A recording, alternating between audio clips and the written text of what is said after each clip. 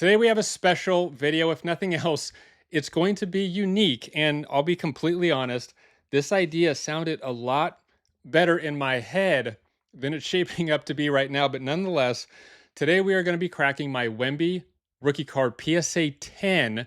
Probably the only YouTube video where you're going to see someone crack a PSA 10 Wemby rookie card. But we're going to do it for good reason. And along the way, we're going to find out some surprises I don't think that we were expecting.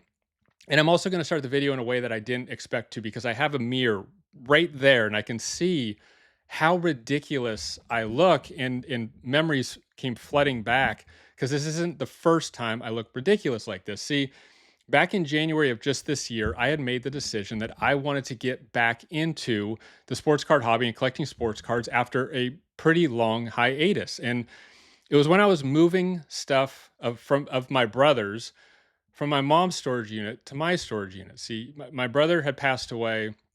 It's been a little over 20 years now, but we were both big collectors. And I have old original Jordans of his. He collected watches. And in addition to that, sports cards. I mean, he was probably a way bigger collector in that sense than me. And as I was moving things over and I was flipping through his sports card collection, all the boxes and the binders, I realized that he kept collecting after I had stopped. And it was really interesting to see what he had collected after we had stopped and what he was into. And I started to feel that fire again, that excitement. Everything started flooding back. And in that moment, I realized, I'm like, this is cool. He was onto something I wasn't. He kept collecting and I stopped. But I think I want to get back into it. Like I'm kind of feeling it again. I want to get back in. So I came home and I told my wife the good news. I'm going to start collecting sports cards again. And she looked at me and she said, "You're nuts." And I'm like, "I'm not nuts. You're nuts." And then she went back to looking at, Birkin bags she can't afford. And then I ran off and started looking at sports cards I can't afford. And that's where this all began. And so I had been out of the hobby long enough to where I need to kind of get caught up. I think I can take these off now, right? I need to get caught up in what I've missed. So where do you go when you need to get caught up or learn something new? You go to Reddit and YouTube. Well, those two platforms couldn't tell a more different story than they did. I went to YouTube and started consuming that content. And I still do to this day. I really enjoy it. But it was exciting. The possibilities were endless. The energy was flowing. It was all good times. Like it was awesome. And then you go to Reddit and you start reading about what collectors are saying. And it's like, what the F is going on? Like, I couldn't even make sense of what was being talked about. I'm like, this isn't what I just saw on YouTube. And it wasn't even hating on a specific YouTuber or collector or whatever. It was just literally talking about the hobby and how these collectors found themselves disconnected and dejected from what was going on. And so I was like, okay, you can't hear two more different stories. So the truth has to lie in the middle somewhere. So I thought, okay, I'm just going to jump in and kind of see where I fit in this new hobby. So I went to eBay and I purchased some PSA 10s. I purchased a Steve Yzerman O-Pee-Chee rookie card, Sergei Fedorov rookie card, Upper Deck.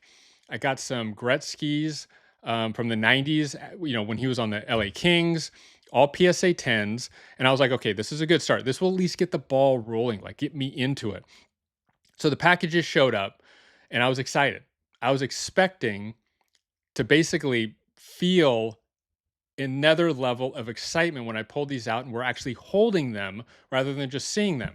Open the package, grab the PSA 10, and to my surprise, I felt nothing.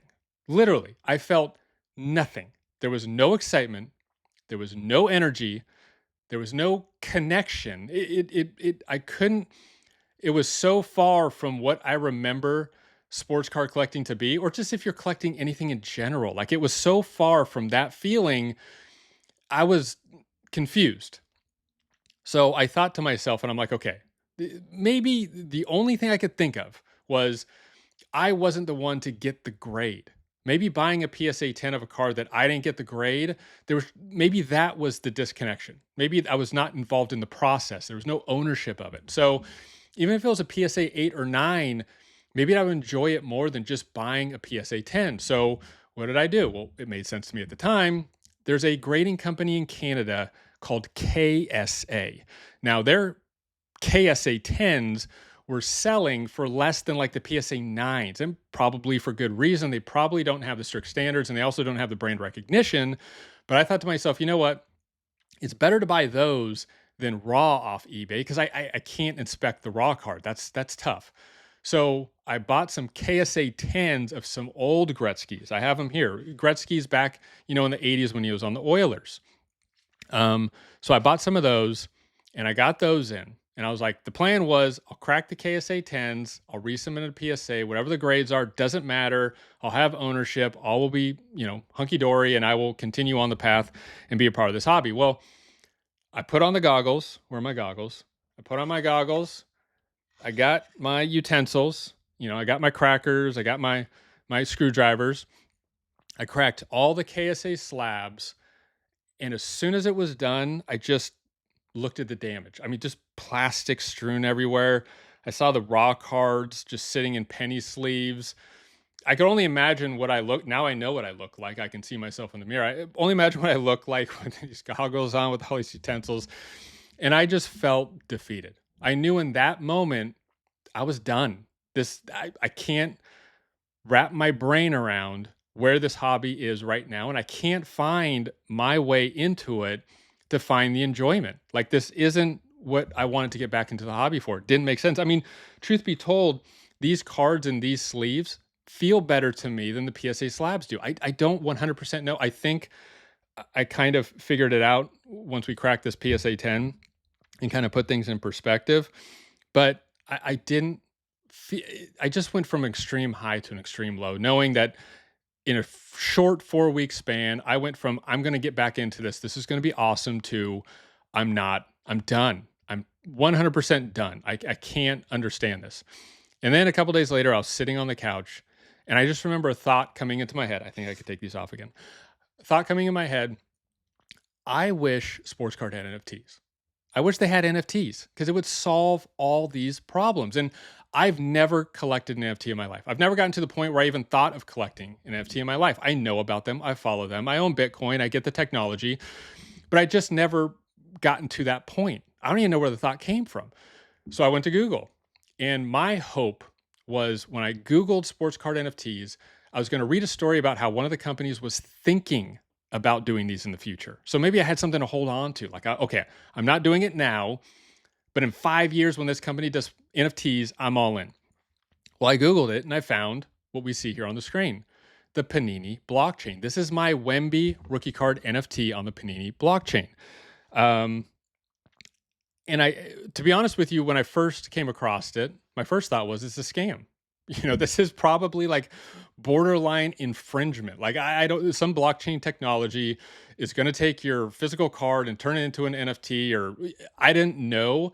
But in all of my research on Reddit, in all of my consumption on YouTube, I had never come across sports card NFTs or the Panini blockchain once. No one was talking about it. So I think you could understand why I was kind of hesitant when I first saw this. So I started doing more reading on it, more research. And then I was like, oh, this might be real. So I signed up, I logged in, and I saw what you see here on the screen, and immediately it clicked. Immediately, the excitement started to come back. But this time, the excitement started to come back tenfold. And believe me when I say, this was honestly the coolest thing I have ever seen in my life. Now, this all brings us here today because 2 weeks after that, I started a YouTube channel. I never thought in a million years I'd ever start a YouTube channel. A month after that, a month or so after that, I started an Instagram or TikTok. And honestly, it was split down the middle on why I did this. And it wasn't even that I chose to do it. I just started doing it. One, I just wanted to talk about these all the time. I wanted to see them. I wanted to talk about them. I wanted to be a part of it. Whatever was going on here, whatever we're doing here, I want to be a part of, and I want to just, have in my life in any way honestly possible. And so the other half, honest to God, was thinking of the dejected and the discouraged collector that I would read on Reddit, that I ended up feeling the exact same way of just a couple weeks after. I want to reach out to those collectors. I saw nothing about this anywhere. So I wanted to try to create a platform to reach out to those collectors to say, check out the blockchain. Like, honestly, give it from me to you, check out the blockchain because it solves all the problems that you were telling me about on that Reddit forum. It's everything you hope sports card collecting would be, and then some. Like, and it shows. Like, I could have, I spent $30 on all of this crap to crack this PSA 10. I spent $82, I think 93 all in with shipping and taxes on this. I could have spent that money on just getting another Wemby NFT rookie card. But for some reason, I feel the need to also reach out and to try to create a platform to get just the collectors who had that down feeling that I had, to recognize the blockchain, to come over and to just give it a shot, because I think it could be something that they just are completely enthralled with and just dive into and just get a lot of enjoyment out of. So now that we kind of know, hopefully that wasn't too long-winded, but now that we know why we find ourselves here today, let's get cracking. Let's get cracking and see what other surprises lie ahead. Just to recap real fast, what you see on the left side of your screen is my Wemby rookie card NFT on the Panini blockchain. As you can see, there are a total of 424 of those NFTs that were minted. If we scroll over, I don't know if you can see it, but on the bottom, 18 have been burned. So that means 18 have been removed from circulation. So there's currently a total of 406 of these Wemby rookie card NFTs in circulation on the Panini blockchain. Over here, we have my PSA 10. I purchased this on eBay auction. I mean, there's almost 20 bids. I purchased it about 2 weeks ago for $82. With shipping and taxes, it comes out to be $93.35. And I just checked out the PSA population report on these right now, and there are currently 26,157. Not just of the total graded of this particular card, the PSA 10. There are 26,157 of these PSA 10s. And to be completely transparent, since that auction, I've seen an auction with multiple bids go as high as 95, and I think I saw one as low as 75. So, I didn't get a great price, but I actually didn't get a bad price on this auction. So let's get cracking to find out what surprises we discover with this. And I've seen some videos on this, so I think the smart thing to do, which I didn't do the first time, is I'm going to clip the corners and then take the screwdriver to kind of pry it open, and that should make it clean as possible and not harm the card. So let's take a look at if we can pull this off.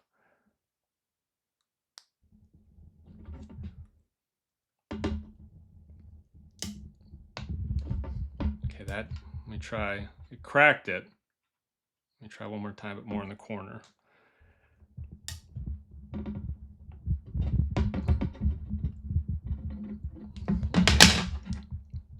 Okay, that just kind of melted the card. Can you see that?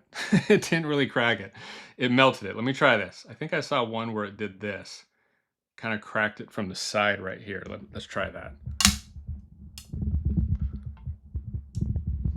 Did that work?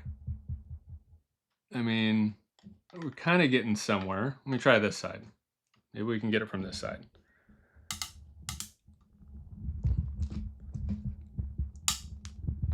Maybe I just got the weakest tile clippers ever known to man. Oh, this is not going as smooth as I had hoped. It's cracking. Okay, we got something there. There we go. Okay. We're on to something. I think we got enough to where maybe we could stick this in. Let's try the little guy first. Let's see if we could put this guy in. Oh, okay. I think I got it. Right? Did that work? Okay. Well, we haven't damaged the card, and we're getting closer, right? I mean, This is my first time. I've never done this before. So it definitely could have gone smoother, but I don't think it's gone completely off the rails. See if I can just wedge it down here. Okay, all right. I think I got it. I destroyed the PSA card, but I don't think that's what we should be worried about right now. I'm trying not to harm the card and do this as clean as possible so I'm not finding plastic for the next 10 years. Okay. I think I'm going to flip this over. Got it. All right, not bad. Not bad. Could have been better, but not bad. So there is the raw Wemby Prizm rookie card, which just sold at auction with multiple bids for $14.50. So I just took an $82 PSA 10, took the plastic off, took the label off, and now we are left with $14.50. So my point being is that my NFT Wemby rookie card that cost $95, all $95 is invested in that collectible itself, in the Wemby rookie card, every penny of the $95. Whereas with this Wemby card that was graded by PSA, it's a 85% difference. So 85% of the value, 85% of what I was collecting is in this plastic shard with the PSA label saying it's a Gem Mint 10, and only 15%, or 15.5%, is in the actual Wemby rookie card itself. So I think the fact that a lot of collectors are feeling a little dejected or disconnected with it is because it is true. You're buying the grade. You're not actually buying the card. Now, did this result surprise you as much as it surprised me? Because when we watch these cracking videos on YouTube, we're always seeing a collector trying to get a higher grade or add value to. But when we crack a PSA 10 and bring it down to its raw state, we're essentially deconstructing what it is that we're actually invested in. And in this particular scenario, 85% of what we were invested in was actually the PSA grade and the plastic it came in. Only 15% of what we were invested in was actually in the Wemby rookie card itself. Whereas with the NFT, it couldn't be more opposite.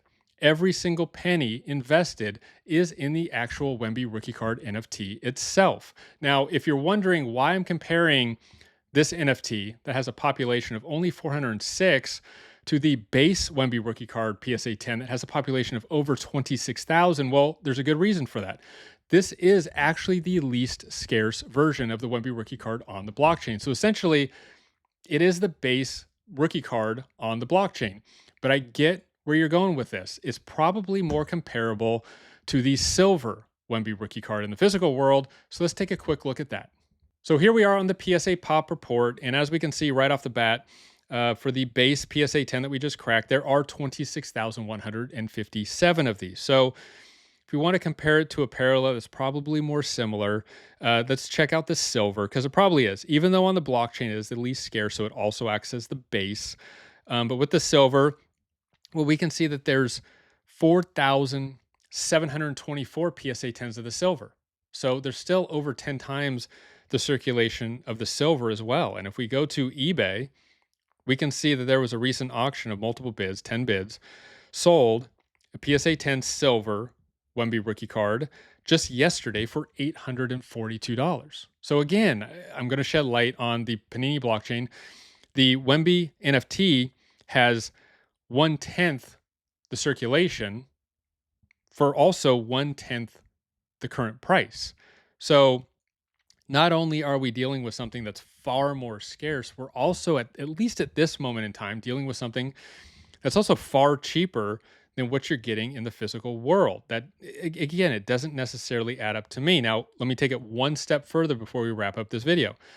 If we go to Market Movers and we see the population growth report, now this is for the base. So just in the last 90 days, the PSA 10 growth has been 302 in the past 90 days. And this is a card we're talking, it's like 2 years old and it's still growing at a pace where in just the past 90 days, it's almost grown itself larger than the total population of NFTs on the Panini blockchain. So again, people are still finding their way into buying these, but as the population still continues to grow. Same with the silver. So this is the growth rate for the PSA 10 for the silver parallel. Just in the past 90 days, it's grown 132. There have been 132 new PSA 10s added to the silver population in just the past 90 days. Again, with the NFT, it can't grow. It can only go down, as we've seen, because 18 of them have been burned. So right now, the most that you're going to see in total circulation is 406. It was the same way 90 days ago. It was the same way 6 months ago. So to close out this video, this is going to be my last Wemby rookie card video. I made my first one back on May 22nd, trying to shed light on the discrepancy between the population and the pricing, much as I'm doing now at the end of this video. And then I followed up on that with another video where I was talking about how base cards are actually collectible and really fun to collect on the Panini blockchain, where I highlighted the Wemby rookie card. I've talked about it on Instagram, on my TikTok. So I kind of wanted to go out with this video to try to have some sort of shock and awe. Hopefully this video can stick around for the next few months so people will find it in time. But there's a lot of new exciting things going on with sports card NFTs and the Panini blockchain that I want to cover, I want to talk about, I want to focus on. So as of now, we're going to put this subject to bed, even though I could talk about it endlessly, nonstop for a lot longer. So I hope you found this informative. I hope it was insightful. I hope you found it well. And if you want to follow on sports card NFTs or TCG NFTs, make sure you subscribe. Thank you for watching, and I'll see you next time.